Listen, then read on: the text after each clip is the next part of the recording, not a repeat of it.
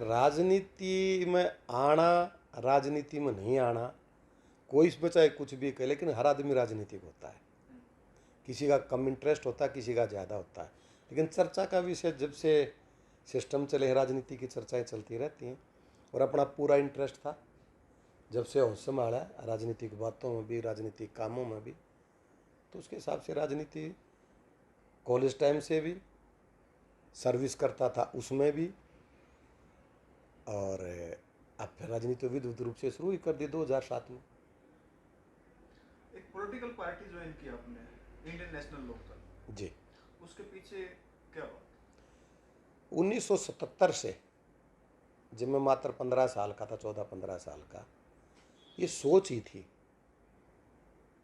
कि Indian national Lokdal, चाहे नाम लोकदल रहा था और रहा था, चौधरी देवलाल जी, ओम प्रकाश चौटाला जी, और सारा का सारा हमारा जो एरिया है, पुराना रोहतक कह लो, रोहतक सोनीपत झज्जर, ओती लोकदल था। सोच भी वही थी, इसीलिए 2008 में विधिवत रूप से राजनीति शुरू कर दी। लेकिन इस एरिया में उस वक्त चौधर आई थी जो बकौल भूपेंद्र सिंह हुड्डा, तब तो बहुत ज्यादा इन्फ्लुएंस था कांग्रेस पार्टी का, आपके पास एक विकल्प भी था। 1991 से पहले, 91 से रादर मैं कहूँगा 95 से पहले, पुराना रोहतक सोनीपत झज्जर, थोड़ा सा जींद, थोड़ा सा भिवानी, इस एरिए में अगर कोई किसी को कह देता ना कांग्रेसी, तो लोग यूँ कहते भाई गाली दे ले, लेकिन कांग्रेसी नहीं कहेगा। कोई इन्फ्लुएंस किसी का नहीं था, मात्र लोकदल या कांग्रेस के विरोधी जो भी होते थे। तो हमारे तक सोच कभी थी ही नहीं कांग्रेस की, तो इसलिए इंडियन नेशनल लोकदल मजबूत रूप से राजनीति शुरू की।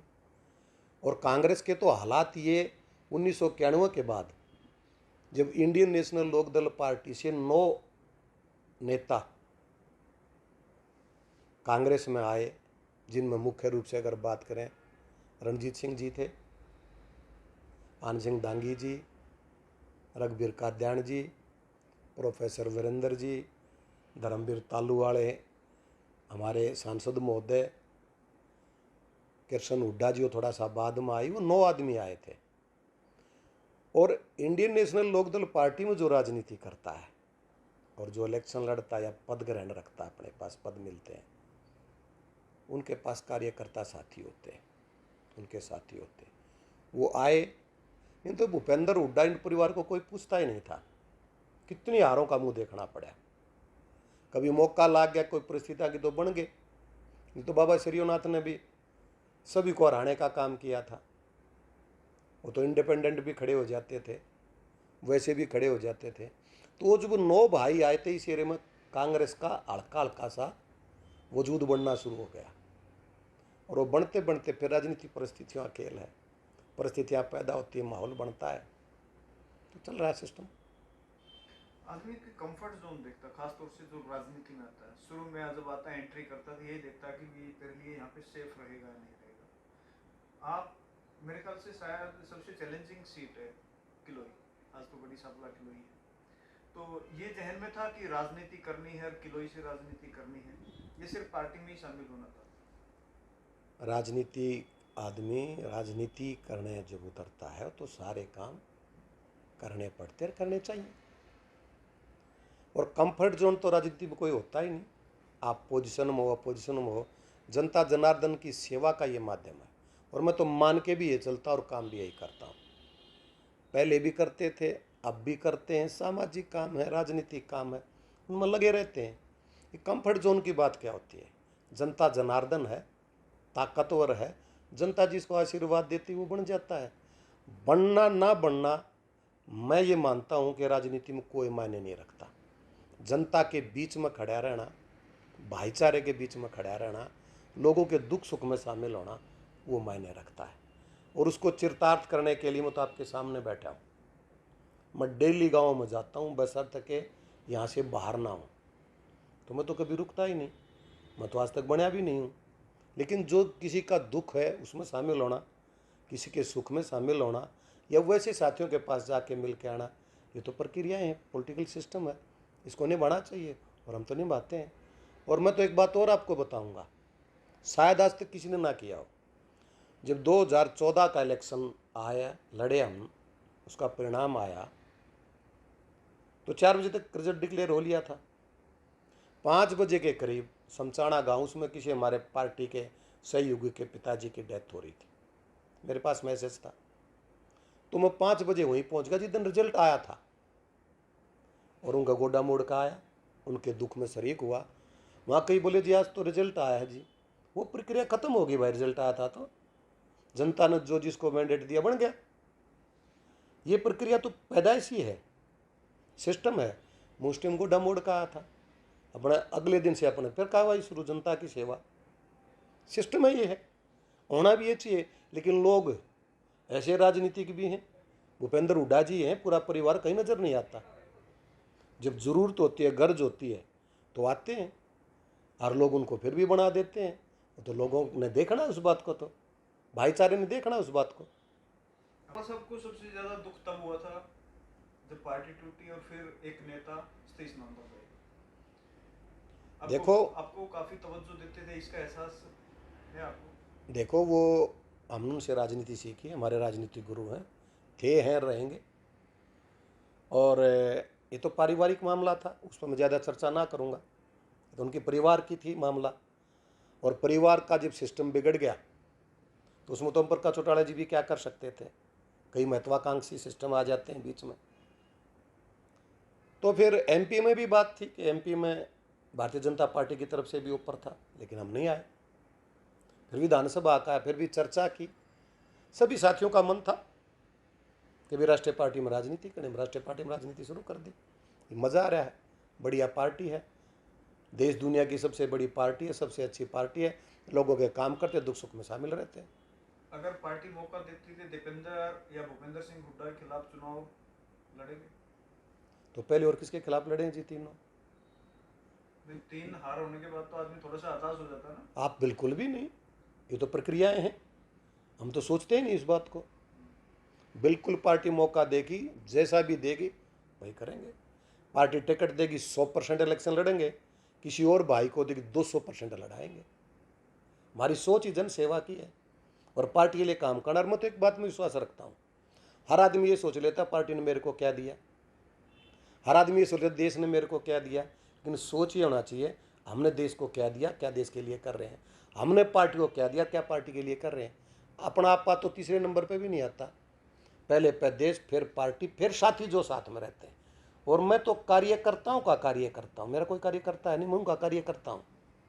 सुबह लगता हूँ, शाम हो जाती है, सुबह 5:30 उठ लेता हूँ, 11 बजे तक, 6 बजे भाई आने शुरू हो जाते हैं।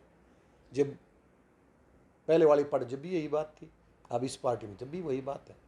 पहले की तरह काम किया खेती?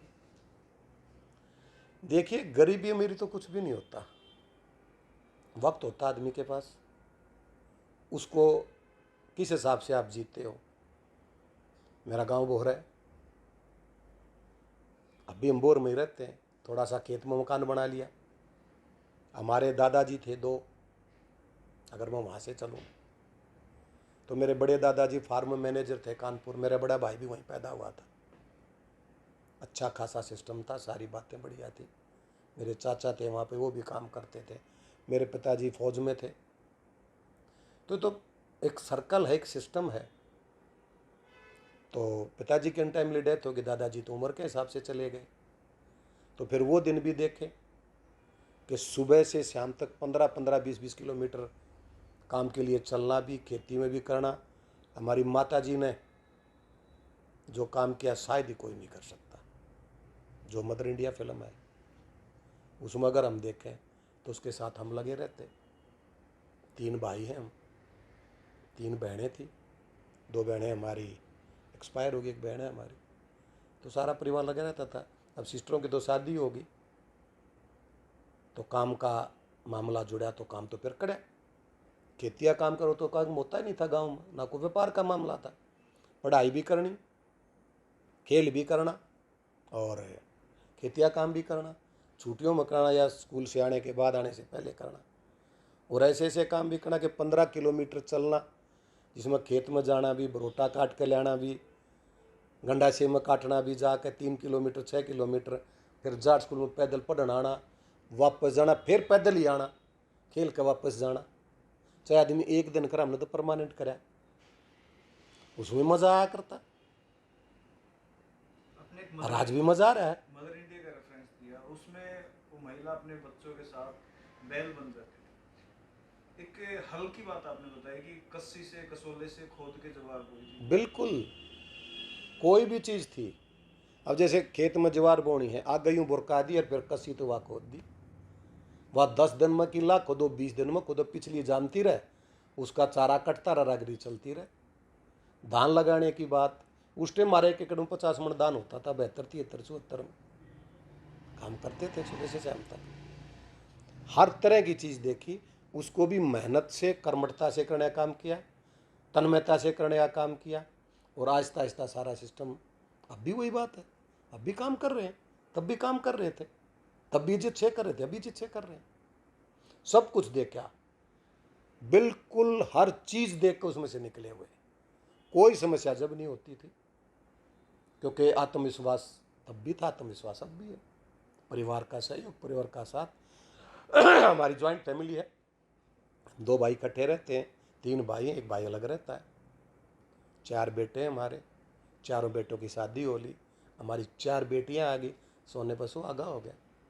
सारे व्यापार में शामिल हैं, पढ़े लिखे हैं, डॉक्टर भी हैं, इंजीनियर हैं बेटे तीनों, 2 बेटियां डॉक्टर हैं, एक एडवोकेट है, एक बेटा एडवोकेट है, मतलब वकालत कर रखी है, और बेटियां एक एमएससी करी हुई है।